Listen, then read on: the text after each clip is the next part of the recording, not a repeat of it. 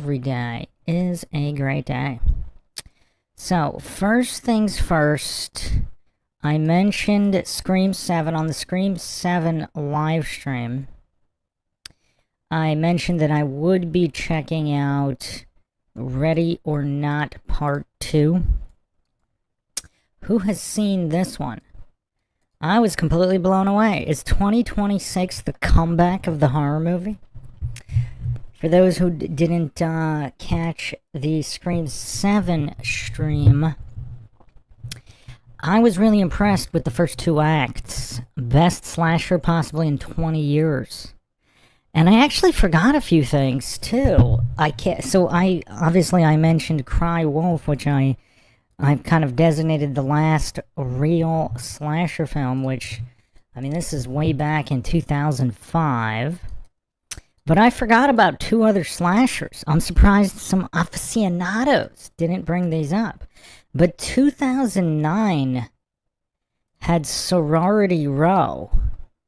Now, it's a remake of House on Sorority Row, but not a slasher nonetheless, with a pretty decent budget.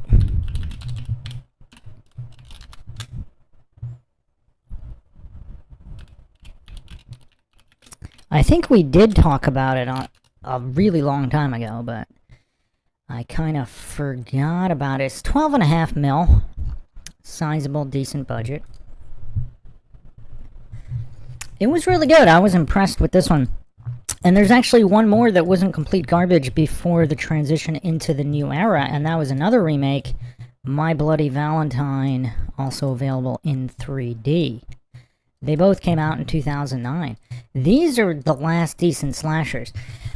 I would still rank Cry Wolf ahead of these two, and then I would have Sorority Row above My Bloody Valentine, but My Bloody Valentine 3D was kind of funny and entertaining, so it's got that going for it. Ready or Not 2, Here I Come, was arguably more entertaining than any horror movie in the past 20 years, maybe. So between this and Scream 7, I did not see this coming. Bruce McGuire got mind-shocked. How is it possible this movie is this entertaining? You have Sarah Michelle Gellar, who coincidentally was also in Scream 2.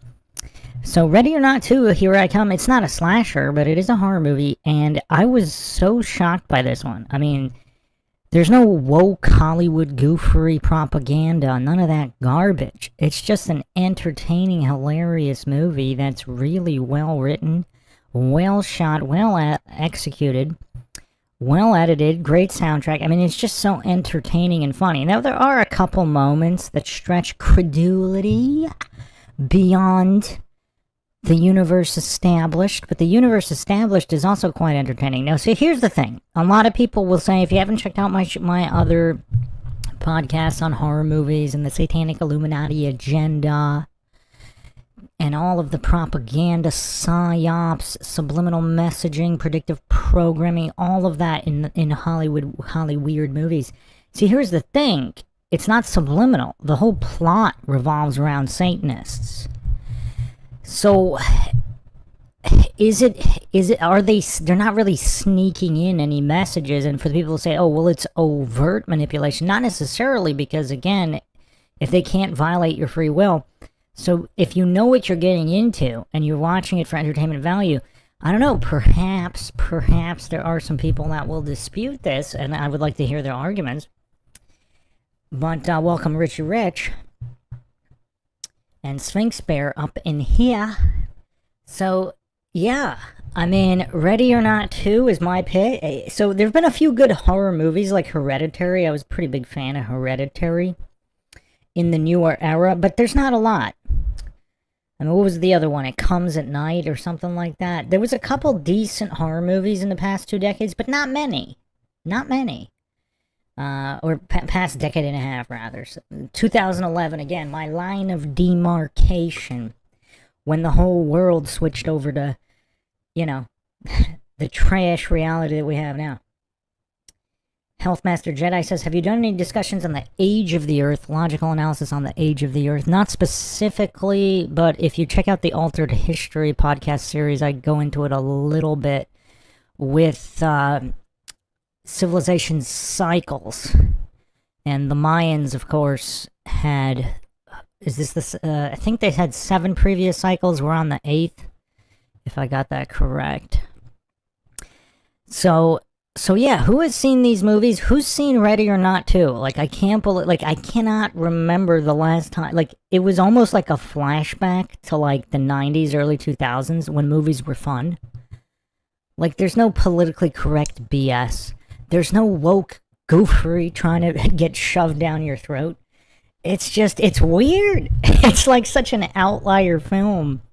Where like everything out of Hollywood is just complete trash. And then this comes out. And again, the first one was good, but I don't know. It didn't really mind shock me that much. I mean, it was good. But I would argue this is way better, like in terms of entertainment value.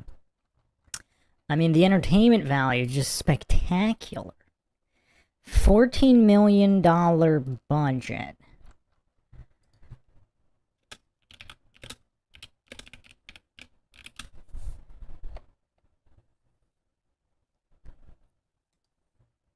So, yeah, Searchlight Pictures produced this, so it is a Hollywood studio. This is not an independent film. Searchlight Pictures... This is, formerly Fox Searchlight.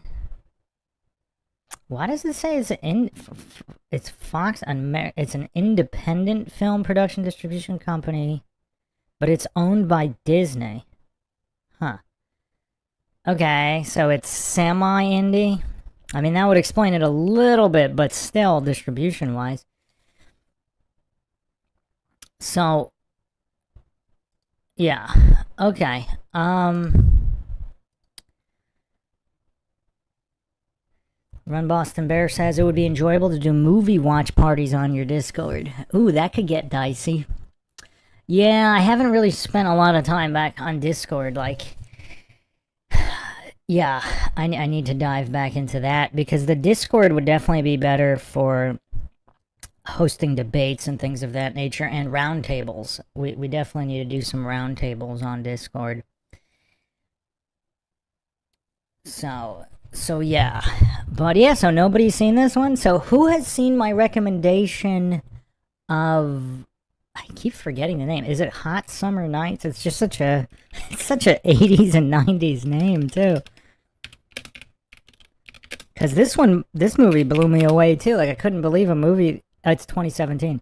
Movie that's actually good, post-2011. I mean, this is rare stuff here. This is rare. Sphinx Bear says square tables are better. What about round tables with pointy edges sticking out the side? Okay.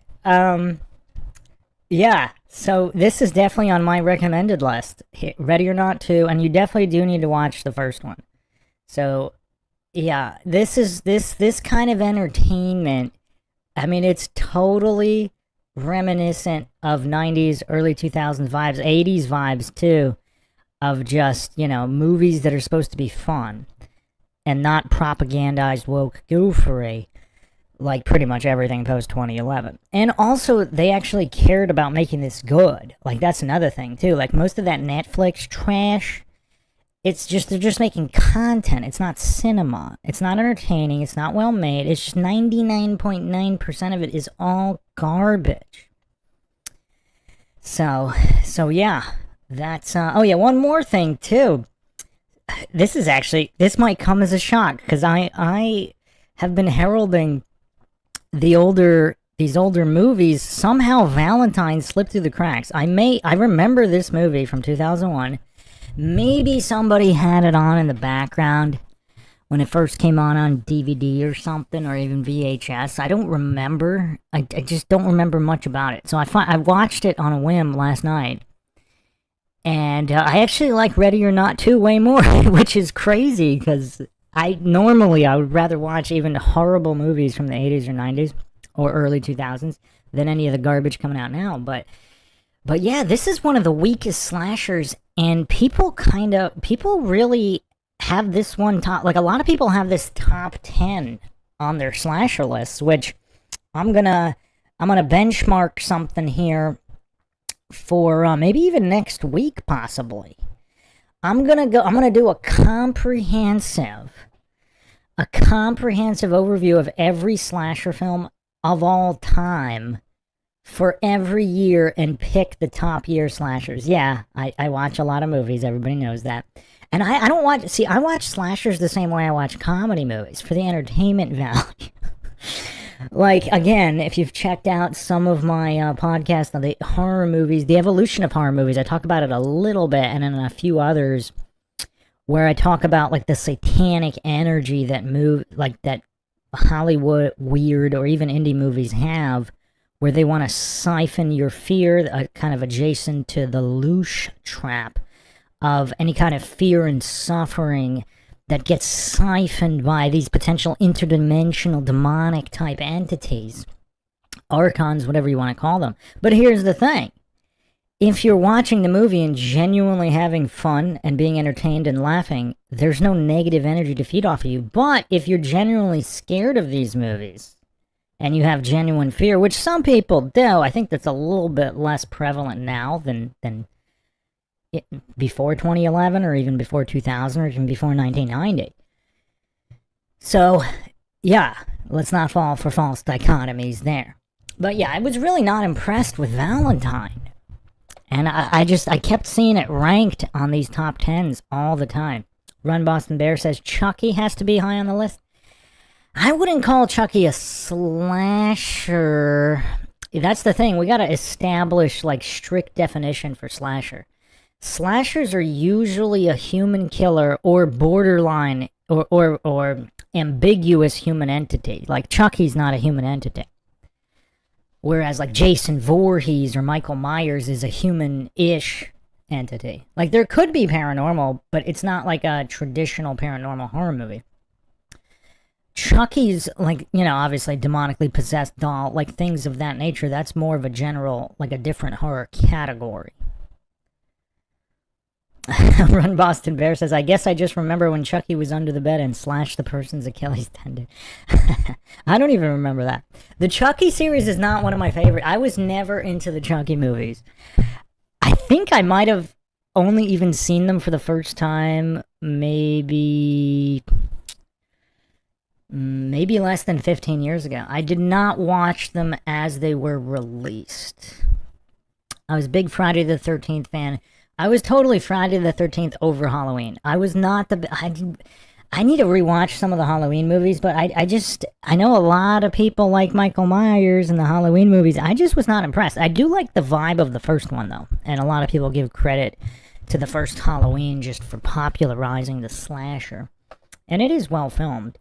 Cinematography is pretty good. Sarah Catherine says, have you seen Hangman's Curse? It features goth kids. Hangman's Curse. It sounds familiar. Huh. No, I have not. 2003. Seems like it would be right up my alley. Let me see here. Bullying students at Rogers High School are dying from screams about a legendary ghost. The Veritas Project, a trained investigative team, is working undercover to uncover the truth and protect the students from their own fears. David Keith Leighton Meister. Not seen this one. I do not believe I've seen this one. It looks familiar, though. I probably have seen the poster or the cover art at the video store back in 2003. Huh. Is it good? Let me watch the trailer real quick.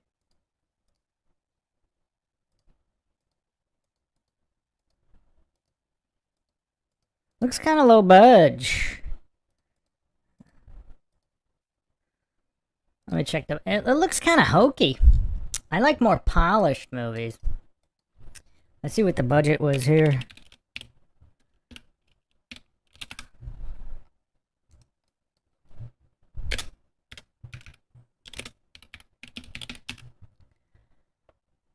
$2 million. Wow, I wouldn't have even guessed it was that much.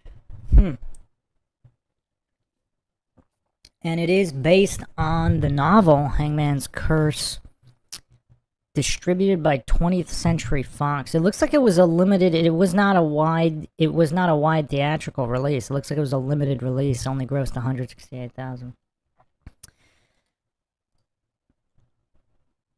Dill Weezy said Rob Zombie did a good job on the Halloween movies. Yeah, I actually liked his first take on Halloween. I probably liked that one more than the other Halloween movies, but I haven't watched.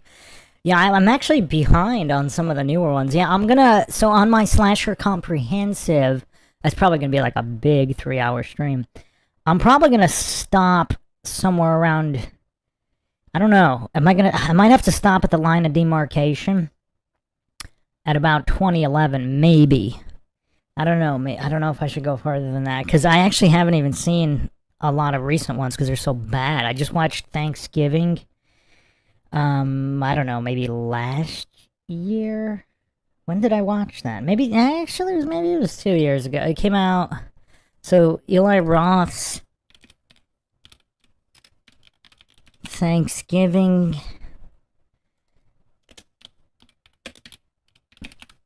So that came out 2023, so I probably watched that 2024. I probably watched that about a year after it came out, somewhere around there.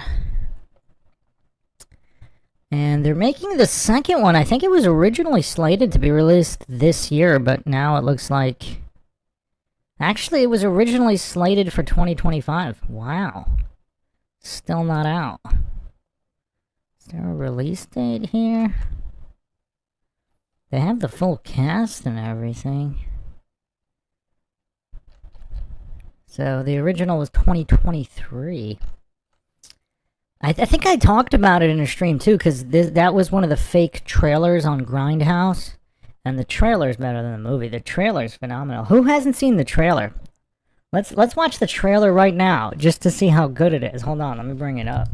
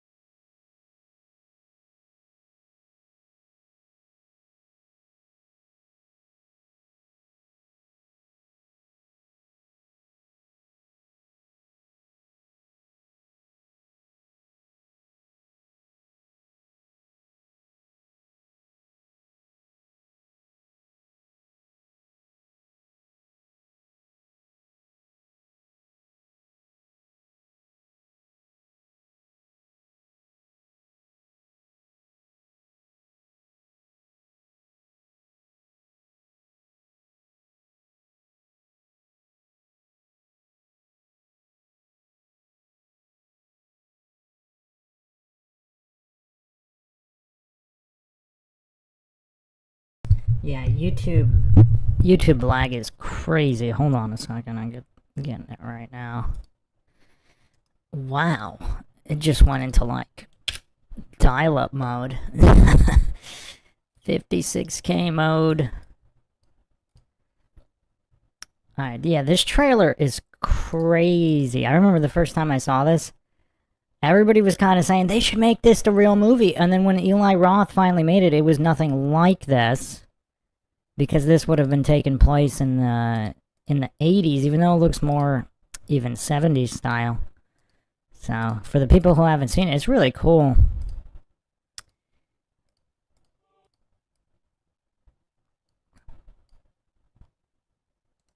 They should have definitely made this version.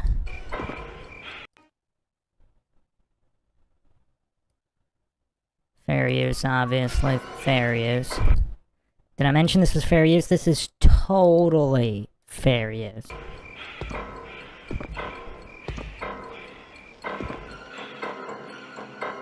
This holiday season, prepare to have the stuffing scared out of you. And just the voiceover, everything just screams like 70s, 80s style. Thanksgiving. In the town of Plymouth, Massachusetts, the fourth Thursday in November is the most celebrated day of the year. The table is set. The festivities have begun. But an uninvited guest had arrived, and this year there will be no leftovers.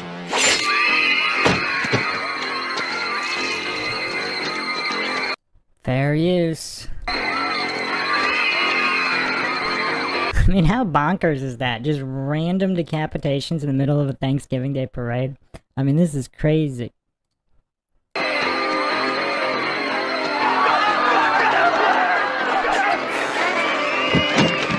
Where's the po-po? Where's the po-po when you need them? Thanksgiving.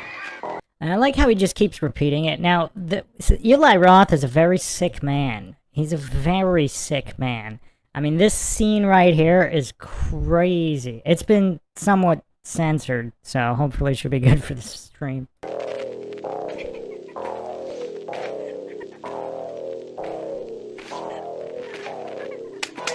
White meat, dark meat, all will be carved. Wow.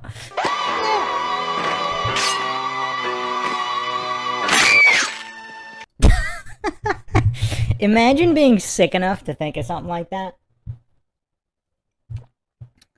That's Eli Roth for you. Thanksgiving. And I like how he just keeps repeating the name of the movie, because some of those old trailers, that's how they were. They just repeat the name of the movie every 5 seconds. Come on, Judy, how about it? There he is. Happy Thanksgiving, baby.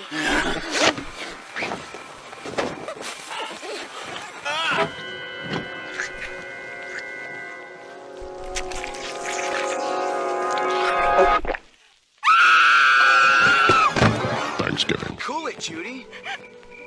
Safe. Mommy's here. There he is. Wait, what? So her other boyfriend dies and she just runs to another guy, starts making out with him after the other guy got decapitated? Man, the track record. All her boyfriends getting decapitated.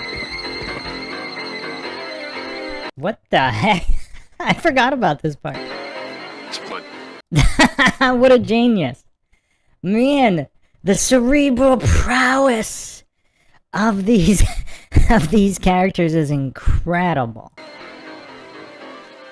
Son of a bitch. Arrive hungry. Happy Thanksgiving, Grandma. Leave stuff.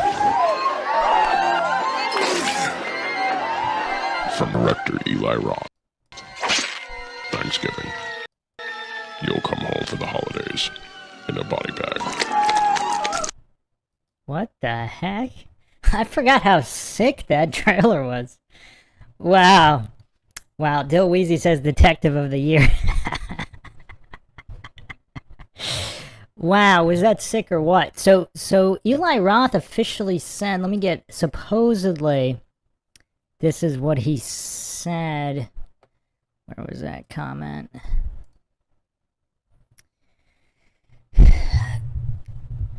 That Eli Roth claims that the trailer is for a Thanksgiving movie that came out in the 80s, but it is lost. Only the trailer survived. And Roth's 2023 film is like a remake of that film, supposedly. That's like the lore of it, instead of him just making the original that this trailer is for.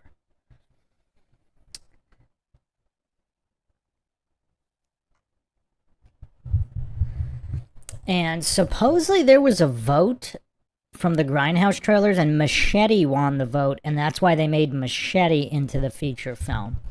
So, yeah. Interesting. But I think if they had set this in the 70s or 80s, I mean, I guess this is 80s, even though the trailer is closer. I mean, I guess super early 80s, but yeah, what a crazy trailer. Dill Weezy says, Eli Roth kind of gives me a serial killer vibes when I see him in interviews. Yeah. Eli Roth is off in the head for sure. For sure. I think Cabin Fever is probably, well, Hostel and Cabin Fever are probably my favorites from him. His other movies I thought were kind of weak. But, I mean, yeah, you can't argue that he's a true fan of horror movies, but where is he? I mean, he really... Yeah, I don't know. I guess he's not the biggest fan of like, slashers only. Like, he likes a lot of different types of horror, but...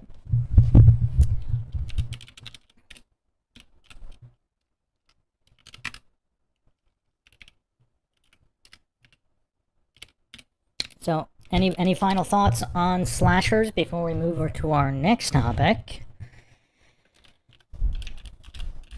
We got a few to cover here, and then I'll take more questions, obviously, or as we go as well.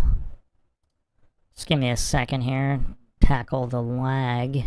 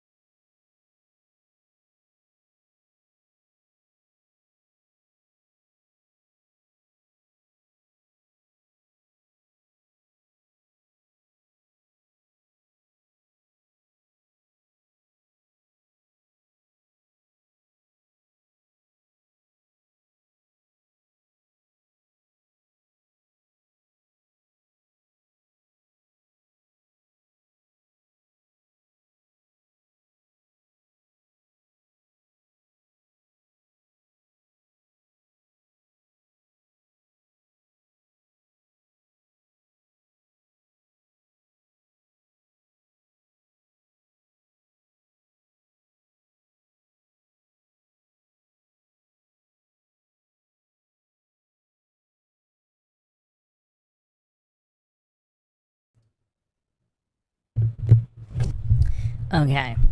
So, any final thoughts on these slasher movies? So, probably somewhere around next week, I'll do the comprehensive...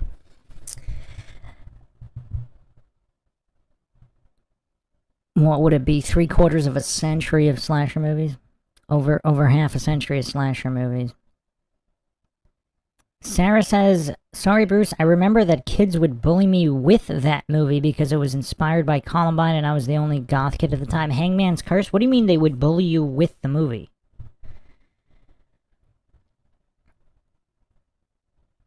Run Boston Bear says, I would love a Bruce McGuire style mystery science theater through that. You know what? Everybody's told, like when I have watched movies with people, I mean, we do have a lot of fun on some of the commentary.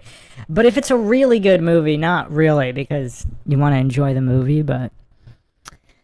Yeah, I'm pretty good at pointing out issues with the movie. It's only so much time in the day.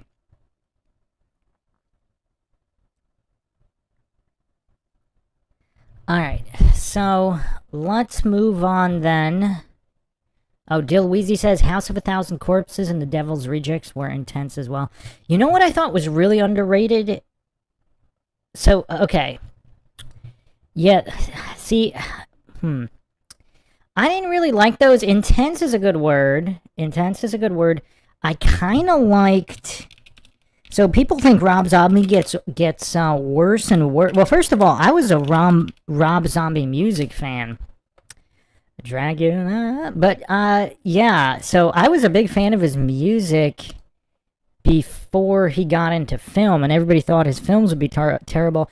I actually love the artistry of his movies. Not the craziest fan of plot and or character development. I mean, the characters are cool, but the development and the unfolding of the plots in his movies, they leave a lot to be desired. But visually, I think he makes some of the best movies visually. So House of a Thousand Corpses was probably my least... I didn't really like it, but intense is a pretty good word. Also, he's kind of new to filmmaking. The Devil's Rejects, I liked more, but I thought it was still lacking. I did not even see the werewolf. I'm looking at his filmography right now. Werewolf movie. Or what is this? Werewolf Women of the SS. Nick Cage? What is this? Professional...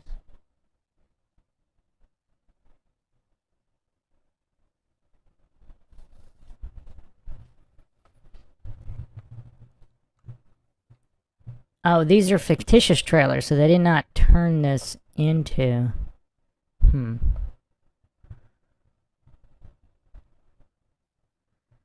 Interesting. Okay. Then he did Halloween 2007. I really liked that one. Halloween 2, I'm not even sure I remember that too well. I probably should rewatch that.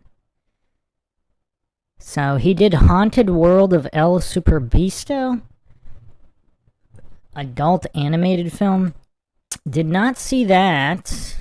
Never even heard of it. Never even knew it existed. Okay, that's interesting. A washed-up luchador and a super spy investigate Nazi zombies, a nefarious scientist, and a stripper with a satanic birthmark. On paper, seems brilliant. But for some reason, yeah, I don't know if I'm gonna watch this one.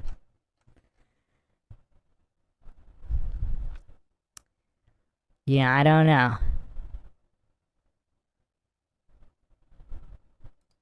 I don't know.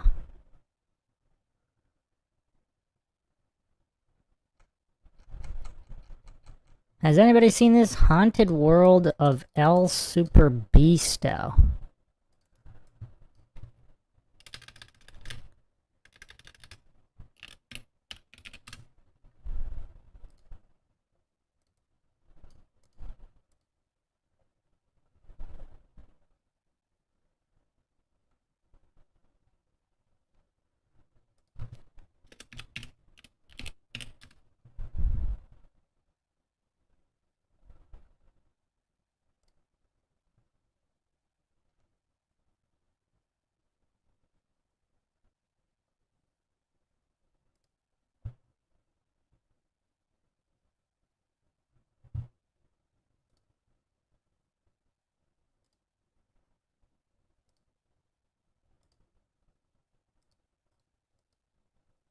Okay.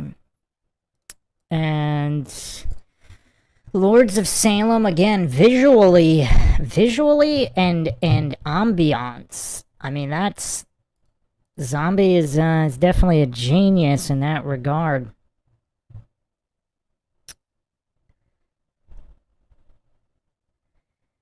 And, yeah, he did Zombie Horror Picture Show. That's a film concert. Okay, 31 I thought was pretty cool. And 3 from Hell, not as much. Yeah, 31 I think might be his best one. That's 2016. 31. During Halloween 76, a group of carnival workers travel through the countryside. The group is attacked by people disguised as scarecrows, taken to a strange large building. Yeah, I'm not going to read the whole plot here, but yeah, 31 might be my favorite Rob Zombie movie. And I think most people don't like it. But this is zombie, like an experienced filmmaker zombie. Rob Zombie. Yeah, the visuals are great. I mean, the plot is better than most of his other movies. So, yeah. Alright, so let's move on. If nobody has any other horror questions. Going once. Going twice. Austin MP says Disclosure Day was disappointing. Yeah, I'm not even going to watch that. Spielberg is like the biggest hack ever, and always was. I always maintain that, even in the E.T. days. So yeah, Austin MP, were you the horror fan? I forget who here is like a big fan of horror movies. Was it Austin MP? Were you talking Scream, the whole Scream series? Who was that? Was that you, Austin MP? I'll give you another minute here then to kind of go through what I just said with slashers. Austin MP says, I like some horror, not all of it. Yeah. I think I might be the only one who thinks 31 is the best Rob Zombie movie. Okay, never seen Scream, so that wasn't you. Okay. I get some of these names mixed up in the chat, obviously, because, I mean, a lot of different types of people in here. Where's Lord Zed? I think Lord Zed might have seen a lot of horror movies. Austin MP says, my dad loves Devil's Rejects. It's decent. It's a decent movie. Intense is a good way to describe it. Zombie does do intensity pretty well. Yeah, 31, I think, definitely my favorite zombie movie. I might have to watch it again. I've only seen all of his movie. The movies that I've watched, I've only seen them once. I've never rewatched a zombie movie. But Halloween 1 I did like, or no, his first Halloween. Halloween 2, I don't remember. I've seen it. I'm pretty sure I've seen it, and I just remember none of it. And then I don't think I've watched any of the new Halloween movies, or did I watch the first of the new ones and not the other ones? Yeah, too many horror movies out there. Alright.